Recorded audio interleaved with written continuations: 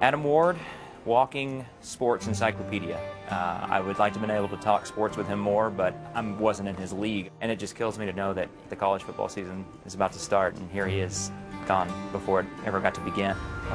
Adam had so much fun playing on the company softball team that they let me play on too. Adam was a lot better than I was, and that's one of the reasons we won the city championship. Playing for the Salem High School football team or going to Virginia Tech or pursuing this career in sports broadcasting, he had the goals and he achieved them with relentless work effort and a whole lot of just effusive joy.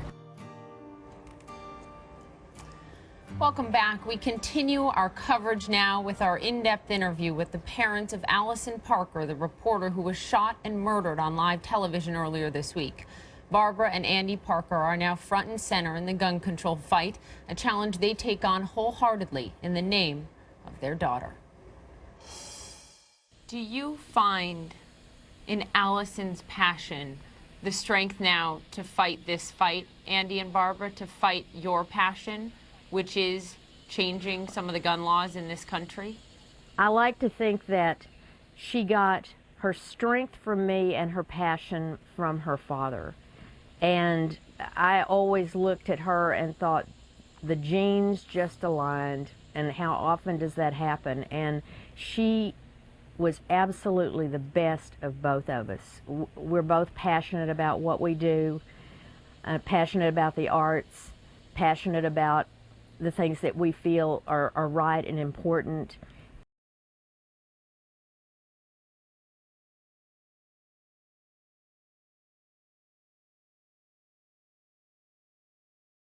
You know, that's the only thing that's given me strength right now to go to take on this cause, because, you know, I know that somewhere she'd be looking down and saying, "You go, Dad.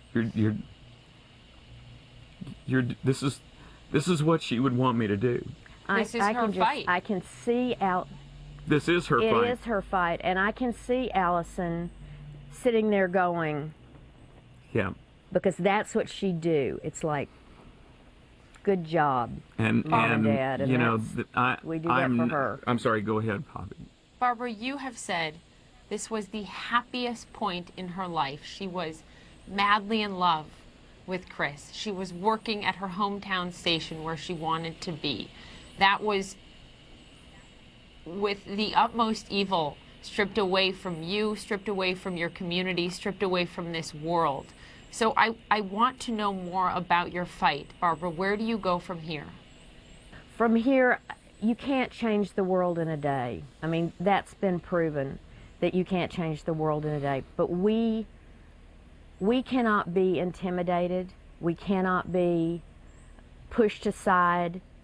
We cannot be told that this fight has been fought before and that we're just one more grieving family trying to do something.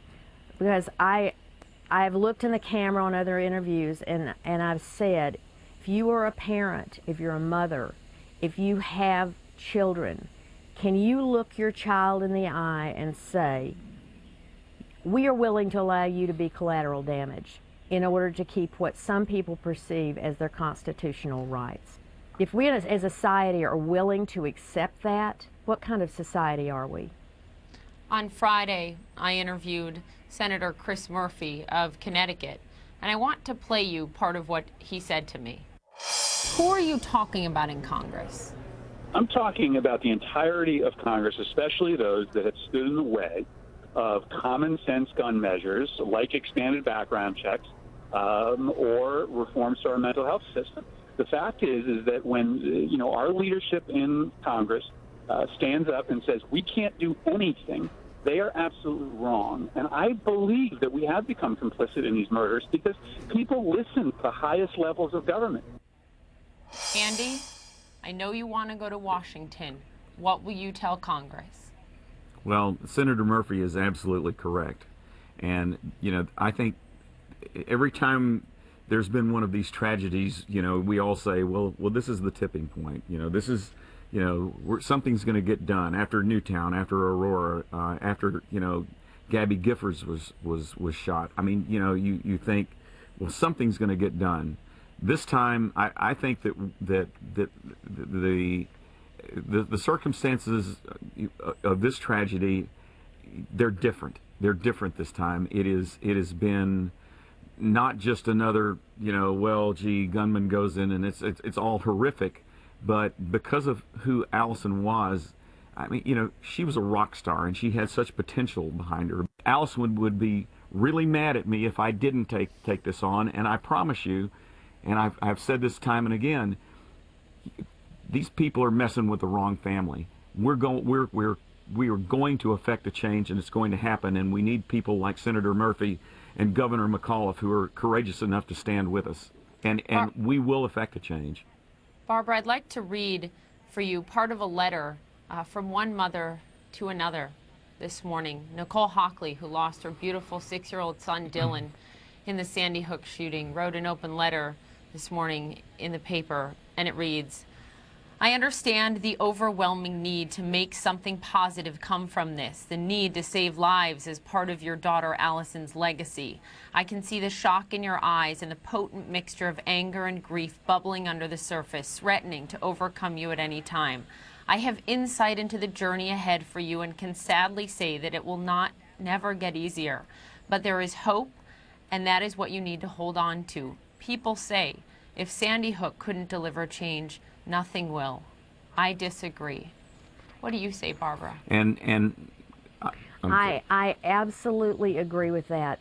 You think that how could that many children be killed and nothing happen, for it to be ignored? But what we have to do is, there are people out there whose minds we will never change. They are the people that are unimportant in this fight. The people who are important to this fight are the silent majority who feel the way we do, that some kind of gun control measures are necessary. Even the NRA, the majority of NRA membership supports, reasonable, closing of loopholes and making it harder for, for mentally disturbed people to get guns. And as Mark Kelly, mentioned, and I know this, this is not a sprint, it's a marathon, but I'm in it for the long haul. We're in it for the long haul. I look at you and I see Alison. I mean, she was, like a little sister. You could have been sisters. And, I think why this is different this time is that, that could have been you out there. And that's what I challenge the journalists. And I think that's why it's different. You guys are going to stay with us because she was one of you. She was one of the fraternity. And, that's why this thing is not going to go away, and that's why it's not going to be different, because she was one of you. And Poppy, it could have been you. And we don't want that to happen. We don't want another tragedy like this to happen. It's horrible to think that journalists have to go through the rest of their lives looking over their shoulder or wondering, is there somebody out there that's going to come after me? And that shouldn't happen to anybody. To live your life in fear is not living. No. And no one should have to do that.